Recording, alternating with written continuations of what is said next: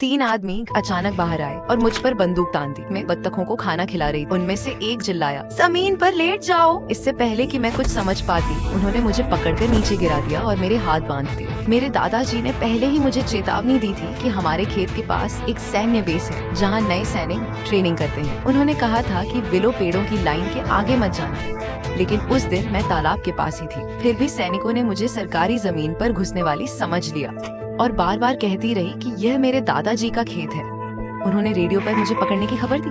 अब मैं रोने लगी थी। मेरे दादाजी को बुला लो, वो सब समझा देंगे। लेकिन उन्होंने मेरी बात नहीं सुनी। रेडियो पकड़े हुए आदमी ने कहा, सर कमांडर 10 मिनट में यहाँ पहुँच जाएंगे। दूसरा बोला, मैं बहिरा नहीं हूँ थॉमसन। उसने मेरा हाथ पकड़कर मुझे बैठाया और पूछा, तुम हमारी बेस में क्यों आई हो? मैं बोली, मैं नहीं आई, तुम लोग खेत में खड़े हो। वह हंसते हुए बोला, कौन सा खेत? खेतों में फसल नहीं उगती क्या? मैंने कहा, मेरे दादाजी के पास भेड़ और गायें हैं, वे अब भी खेत के दूसरे हिस्से में हैं। वह बोला, बहुत आसान बहाना है, अगर सच नहीं बताया तो तुम्हारी हालत खराब हो सकती। डैनियल्स, तुम कर क्या रहे हो? मैंने पीछे देखा तो एक बूढ़े आदमी को फौजी यूनिफॉर्म में देखा जो एक छोटे सैन्य वाहन से उतरा था। लीडर बोला, कमांडर सर, यही घुसपैठियां हैं। कमांडर ने गुस्से से पूछा, क्या उन्हें पता भी है कि वे कहाँ खड़े हैं? तब सच्चाई सामने आई कि सैनिक रास्ता भटक गए थे और असल में हमारे खेत में ही घुस आए थे।